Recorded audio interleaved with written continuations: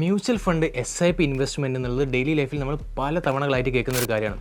ശരിക്കും എന്താണ് mutual fund എത്ര തരമുണ്ട്, എന്തൊക്കെ ഇതിൻ്റെ ബെനിഫിറ്റുകൾ, ഇതൊക്കെ നമ്മൾ പല സ്ഥലങ്ങളായിട്ട് കേട്ടിട്ടുണ്ടാവില്ല. പക്ഷേ വിഷമിക്കേണ്ട, ഈ വീഡിയോ മുഴുവനായി കണ്ടു കഴിഞ്ഞാൽ നിങ്ങൾക്ക് ഇതിനെപ്പറ്റി കൃത്യമായിട്ട് പഠിക്കാൻ പറ്റുന്നതായിരിക്കും. So welcome to Finschool. നിങ്ങളുടെ എല്ലാവിധ ഫൈനാൻസ് റിലേറ്റഡ് പ്രോബ്ലംസിനും ഇവിടെ സൊല്യൂഷൻ ഉണ്ട്. സോ നിങ്ങൾ ആദ്യമായിട്ടാണ് ഈ വീഡിയോ കാണുന്നതെങ്കിൽ തീർച്ചയായിട്ടും ഈ ചാനൽ സബ്സ്ക്രൈബ് ചെയ്യാൻ മറക്കരുത്. സോ ആദ്യമായി എന്താണ് മ്യൂച്വൽ ഫണ്ടുകൾ എന്ന് നമുക്ക് നോക്കാം. അതായത് നമ്മളെപ്പോലുള്ള സാധാരണക്കാരിൽ നിന്നും പണം ശേഖരിച്ചുകൊണ്ട് സ്റ്റോക്കിലേക്കോ ബോണ്ടിലേക്കോ മറ്റു സെക്യൂരിറ്റീസിലേക്കോ ഒരു പ്രൊഫഷണൽ ഫണ്ട് മാനേജേഴ്സിന്റെ അണ്ടറിൽ ഇൻവെസ്റ്റ് ചെയ്യുന്നതിനെയാണ് മ്യൂച്വൽ ഫണ്ടുകൾ എന്ന് പറയുന്നത്.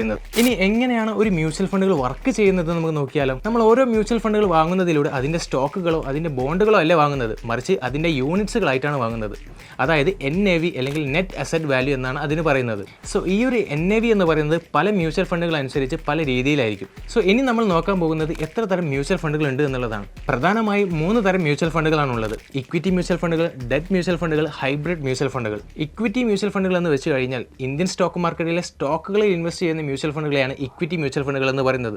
അതുകൊണ്ട് തന്നെ ഇത്തരം മ്യൂച്വൽ ഫണ്ടുകൾ small cap, mid cap, large cap എന്ന രീതിയിലും ക്ലാസിഫൈ ചെയ്ത് വെച്ചിട്ടുണ്ട്. ഇന്ത്യൻ സ്റ്റോക്ക് മാർക്കറ്റിൽ എന്തെങ്കിലും തരത്തിലുള്ള അൺസർട്ടനിറ്റി വരുന്ന സമയത്ത് ഇത്തരം മ്യൂച്വൽ ഫണ്ടുകൾക്ക് നല്ല രീതിയിൽ ഫ്ലക്ച്വേഷൻസ് വരാറുണ്ട്. അതുകൊണ്ട് തന്നെ ഹൈ റിസ്ക് അതുപോലെ ഹൈ റിവാർഡ് ആയിട്ടുള്ള മ്യൂച്വൽ ഫണ്ടുകളാണ് ഇക്വിറ്റി മ്യൂച്വൽ ഫണ്ടുകൾ എന്ന് പറയുന്നത്. ഇനി എന്താണ് ഡെറ്റ് ഫണ്ടുകൾ എന്ന് നോക്കിയാലോ. ഗവൺമെന്റ് സെക്യൂരിറ്റീസ്, ഗോൾഡുകൾ, കോർപ്പറേറ്റ് ബോൺസുകൾ ഇതുപോലുള്ള സെക്യൂരിറ്റീസിൽ ഇൻവെസ്റ്റ് ചെയ്യുന്നതിനെയാണ് ഡെറ്റ് ഫണ്ടുകൾ എന്ന് പറയുന്നത്. ഇക്വിറ്റി മ്യൂച്വൽ ഫണ്ടുകളെ കമ്പയർ ചെയ്ത് നോക്കുന്ന സമയത്ത് റിസ്ക് വളരെ കുറവും റിവാർഡും അതിനനുസരിച്ച് കുറവ് തന്നെയായിരിക്കും. സോ നിങ്ങൾക്കൊരു FD-യേക്കാൾ റിട്ടേൺസ് ആണ് ആഗ്രഹിക്കുന്നതെങ്കിൽ ഡെപ്റ്റ് ഫണ്ടുകൾ നിങ്ങൾക്ക് സെലക്ട് ചെയ്യാവുന്നതാണ്. സോ ഇനി മൂന്നാമത് എന്താണ് ഹൈബ്രിഡ് മ്യൂച്വൽ ഫണ്ടുകൾ എന്നുള്ളതാണ്.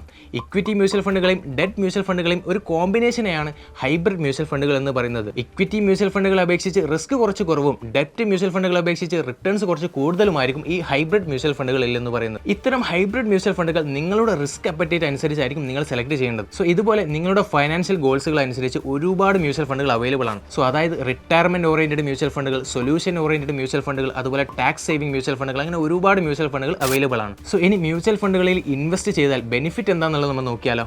ഒന്നാമത് പ്രൊഫഷണൽ മാനേജ്മെന്റ് എന്നുള്ളതാണ്. അതായത് മുൻപ് പറഞ്ഞ പോലെ നമ്മുടെ പണം ഒരു പ്രൊഫഷണൽ ഫണ്ട് മാനേജേഴ്സ് ആണ് കൈകാര്യം ചെയ്യുന്നത്. അതുകൊണ്ട് തന്നെ വർഷങ്ങളോളം എക്സ്പീരിയൻസ് അദ്ദേഹത്തിന് ഉണ്ടായിരിക്കുന്നതാണ്. 2, ഡൈവേഴ്സിഫിക്കേഷൻ.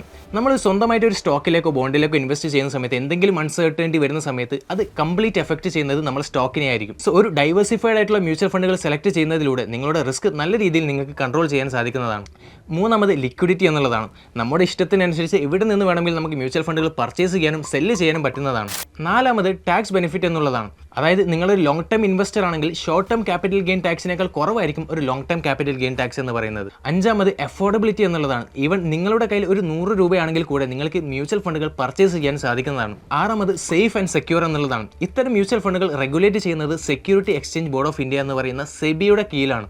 സോ അതുകൊണ്ട് തന്നെ നമ്മൾ ഇൻവെസ്റ്റ് ചെയ്തിരിക്കുന്ന പണം സെബിയുടെ മോണിറ്ററിൽ വരുന്നതാണ്. സോ ഇതുപോലെ ഒരുപാട് ബെനിഫിറ്റുകൾ ഇനിയും മ്യൂച്വൽ ഫണ്ടുകൾക്കുണ്ട്. സോ ഈ ഒരു വീഡിയോയിൽ എന്താണ് മ്യൂച്വൽ ഫണ്ടെന്നും മ്യൂച്വൽ ഫണ്ടുകൾ എങ്ങനെയാണ് വർക്ക് ചെയ്യുന്നതെന്നും എത്ര തരം മ്യൂച്വൽ ഫണ്ടുകളുണ്ടെന്നും ഇത്തരം മ്യൂച്വൽ ഫണ്ടിന്റെ ബെനിഫിറ്റ്സ് എന്താണെന്നും നമ്മൾ പറഞ്ഞു കഴിഞ്ഞു. പക്ഷേ എനിക്കറിയാം നിങ്ങൾക്ക് ഇതിനെ ചുറ്റിപ്പറ്റി ഒരുപാട് സംശയങ്ങളും കാര്യങ്ങളൊക്കെ ഉണ്ടാവും. തീർച്ചയായും ഇതിനെ താഴെ കമന്റ് ചെയ്ത് കഴിഞ്ഞാൽ ഞാൻ നിങ്ങളെ ഹെൽപ്പ് ചെയ്യുന്നതായിരിക്കും. സോ ഇതുപോലത്തെ ഫൈനാൻസ് റിലേറ്റഡ് കോണ്ടന്റ്സിന് ഇപ്പോൾ തന്നെ ഈ ചാനൽ സബ്സ്ക്രൈബ് ചെയ്ത് വെച്ചോളൂ, കാരണം ഇവിടെ സൊല്യൂഷൻ ഉണ്ട്. സോ നെക്സ്റ്റ് വീഡിയോയിൽ കാണുന്നത് വരെ ബൈ എവരിവൺ.